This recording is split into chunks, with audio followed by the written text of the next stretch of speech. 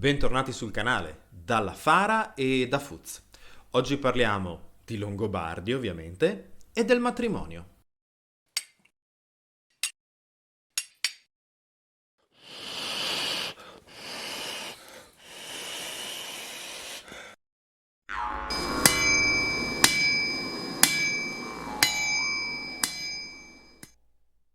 Come sempre, bentornati e un ringraziamento a chi ci supporta, ai nostri Patreon, a chi ci segue su TP e agli abbonati al canale. Ultimamente, di nuovo, un grazie a Fuferito che ha deciso di aiutarci con un altro super grazie.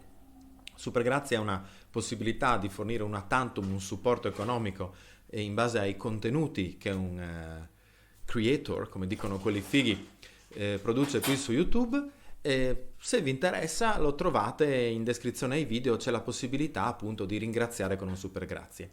In ogni caso, che non possiate abbonarvi su YouTube, che non possiate diventare nostri Patreon, che non ve la sentite di supportarci su Typee o con i super grazie, iscrivetevi al canale e cliccate la campanellina. È un modo eccezionale per sostenere l'operato di tutta la Fara, che vi ricordo sempre non sono solo io, siamo un gruppo, siamo una decina di persone, lavoriamo alla ricostruzione dei corredi longobardi ormai a gennaio saranno 14 anni ufficiali e 15-16 ufficiosi.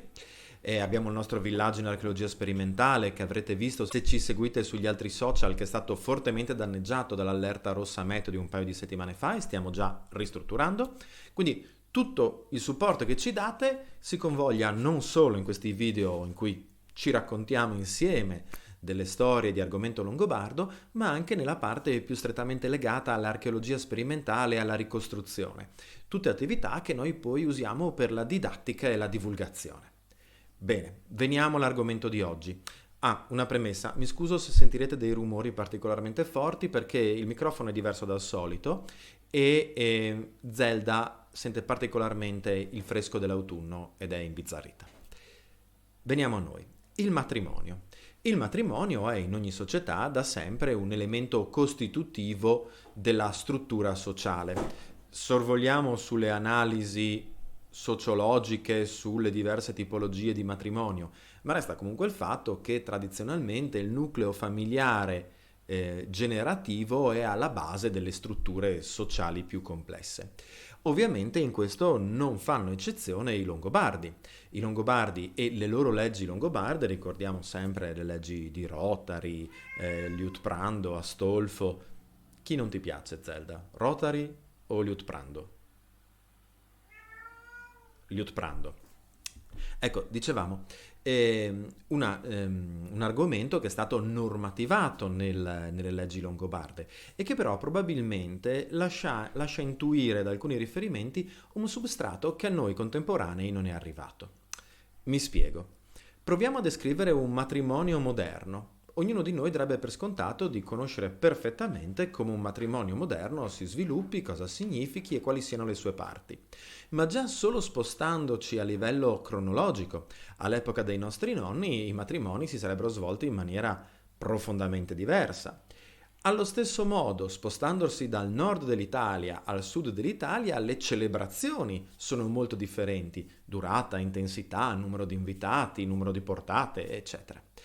Conseguentemente possiamo dire che il matrimonio, per quanto sia riconosciuto universalmente come un contratto sociale fra due individui che decidono di unirsi per costruire un nucleo familiare o riconoscere la loro unione, poi cambia e si evolve in base al contesto sociale, al contesto geografico e alle relazioni più ampie dell'ambito in cui si viva.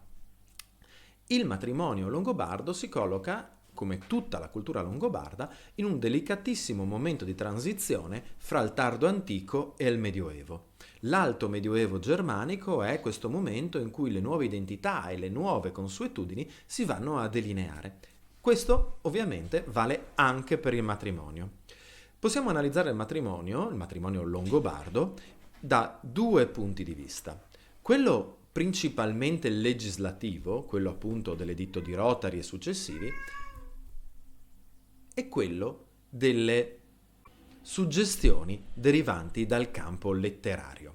Partiamo dalla parte più noiosa, quella diciamo del diritto e delle norme applicate al matrimonio. Allora, il matrimonio in un contesto alto medievale, è un contratto fra due famiglie più che fra due individui, in particolare fra i due referenti che detengono o deterranno il mundio sulla futura sposa, cioè l'autorità. Di conseguenza è un contratto fra la famiglia dello sposo e la famiglia della sposa nella figura del padre. Nella legislazione longobarda, infatti, la donna, pur godendo di alcune libertà sul suo patrimonio personale, è sempre sottoposta a una figura maschile che la tutela e la gestisce. Questa figura è nella famiglia di origine il padre, il fratello o lo zio, in caso di morte dei precedenti, e poi il marito. Ecco quindi che il matrimonio si va a delineare come uno scambio in cui la merce scambiata è la donna e i due contraenti sono il padre, fratello o zio e il futuro sposo.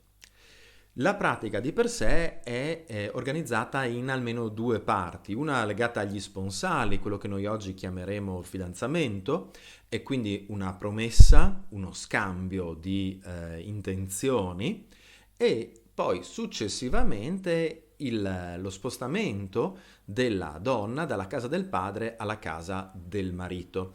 Ecco che fra queste due fasi possono intercorrere, ci dice Rotary, al massimo 2 anni. All'interno di questi 2 anni e di queste due fasi del matrimonio intercorre tutta una serie di scambi di beni e di riconoscimenti che servivano a mantenere la pace sociale nel caso di possibili variazioni.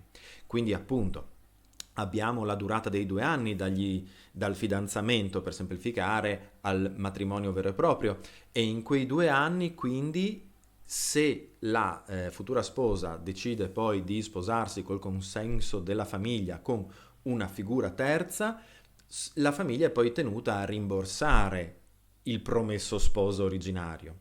Allo stesso modo, se il promesso sposo al termine dei 2 anni non convola giuste nozze con la fidanzata, questa e la sua famiglia sono libere di cercarsi un nuovo sposo. Esistono poi degli scambi in beni. Sappiamo che ad esempio nella primissima fase, quella del fidanzamento, il futuro sposo paga la meta, che è il valore della sposa. Mi rendo conto che possa sembrare una terminologia un pochino cruda, ma insomma gli viene riconosciuto un valore intrinseco, valutato in base al suo censo sociale, all'età, a vari altri fattori, che il futuro sposo deve cedere in segno quindi di scambio di questi beni. Allo stesso modo sappiamo che una volta invece consumato il matrimonio e concluso, quindi con il trasferimento della sposa alla casa del marito e il trascorrere della prima notte di nozze, il marito è tenuto a fare il dono del mattino alla moglie, quello che la legislazione longobarda chiama il Morgengabe, quindi un dono patrimoniale che non viene descritto specificatamente in quali termini deve essere strutturato, terreni, ricchezze, gioielli, questo non viene detto, e che però si sa non deve eccedere a 1/4 del patrimonio complessivo dello sposo. Questi due passaggi sanciscono la prima transazione socio-economica e il riconoscimento dell'avvenuto matrimonio con tutti i suoi crismi. Esiste poi il fader fio, che dovrebbe essere una specie di assicurazione legata appunto al rapporto fra padre e figlia. Leggiamo alcuni passi dell'editto di Rotary al riguardo. 178. Editto di Rotary. Degli sponsali e delle nozze. Se qualcuno contrae gli sponsali con una ragazza o con una donna libera, parliamo quindi di questa prima fase legata al fidanzamento, e dopo aver contratto gli sponsali e aver sottoscritto l'accordo, il promesso sposo per 2 anni trascura di prenderla in moglie e ritarda di concludere le nozze, trascorsi 2 anni il padre o il fratello o colui che detiene il mundio di costei abbia facoltà di costringere colui che ha dato la garanzia a soddisfare quella meta che aveva promesso nel giorno degli sponsali, e poi, se è consentito loro, darla ad un altro marito, purché sia libero. La meta riscossa rimanga in potestà della ragazza o della donna, perché il promesso sposo ha trascurato di prenderla in moglie entro il periodo prescritto. 184. Del dono nuziale. Se quando un padre consegna la propria figlia in moglie ad un altro, o un fratello la propria sorella, qualcuno degli amici, preso un dono, dà qualcosa alla donna, sia in potestà di colui che ha acquisito il mundio di costei. Questo perché il marito deve versare egli stesso il lunegild se gli viene richiesto. E ancora. Dalle note dell'edizione Viella dell'editto di Rotary delle leggi Longobardi. La meta è il prezzo d'acquisto della donna, la somma che il futuro marito versa al padre di lei per riceverla in moglie ed acquistare il suo mundio. Essa viene stabilita per convenientiam, all'atto degli sponsali, e poi data all'atto della tradizio della donna nella casa del marito. La disponibilità della meta rimane poi alla donna come dotazione in caso di vedovanza. E ancora sempre dalle note sul Morgengab. Morgengab, letteralmente dono del mattino, è il dono dato dal marito alla moglie il mattino dopo le nozze, in segno di onore e di soddisfazione. Esisterebbero poi altri riferimenti alle questioni matrimoniali all'interno delle leggi, però rimangono forse quelle un pochino più sterili e meno evocative, per chi, come gli iscritti a questo canale, sia appassionato anche della dimensione viva del matrimonio. Ecco quindi che attraverso le fonti letterarie possiamo provare ad analizzare alcuni aspetti di quello che doveva essere la ritualità non strettamente legata alla legge, ma più legata alla tradizione, alle consuetudini e all'idealizzazione del matrimonio. Intendiamoci, è un po' come tentare di descrivere il matrimonio contemporaneo dicendo della sposa dall'abito bianco che arriva in ritardo di un quarto d'ora accompagnata dal padre. Ecco, tutte queste cose nelle leggi non ci sono. Cosa di questi aspetti così quotidiani possiamo riuscire a ricostruire del matrimonio longobardo? In realtà, quello che riusciamo a ricostruire del matrimonio longobardo legato a questi aspetti è in particolare la dimensione del convivio. Di nuovo, ne abbiamo parlato tantissimo, continuiamo a parlarne in ogni occasione nel podcast dove stiamo leggendo il Beowulf, negli altri argomenti legati al canale. Il convivio è una parte fondante dell'identità sociale delle popolazioni germaniche e quindi dei Longobardi. Esiste una meravigliosa tesi di dottorato che vi lascio qui linkata in descrizione perché gratuitamente trovabile su internet, che descrive proprio tutti i rituali legati allo scambio di cibo e di bevande nel contesto matrimoniale. In particolare, in un'analisi comparata fra la fonte longobarda, e quindi facciamo riferimento a Teodolinda e ad Autari, e poi le fonti legate al più tardo Waltarius, poema di X-XI secolo, e poi alle saghe di origine islandese, tutte unite da un substrato germanico, per quanto ovviamente è sempre pericoloso da confrontare, noi della Fara ci teniamo sempre a dire che va tenuta in considerazione la distanza geografica e cronologica fra queste fonti, ecco che comunque all'interno di questa coinea germanica possiamo vedere un passaggio simbolico che forse lascia presagire la presenza di una ritualità sociale andata perduta e non presente nelle parti legislative. In particolare la mescita del vino, il passaggio della coppa e il tocco fra le mani dei futuri sposi.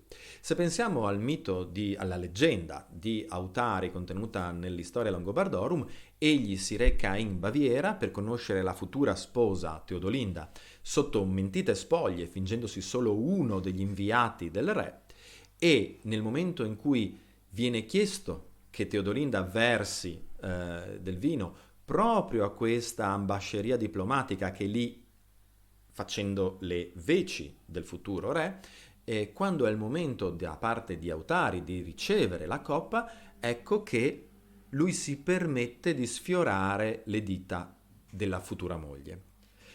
Gesti analoghi accadono anche nelle saghe islandesi, così come nel Waltarius.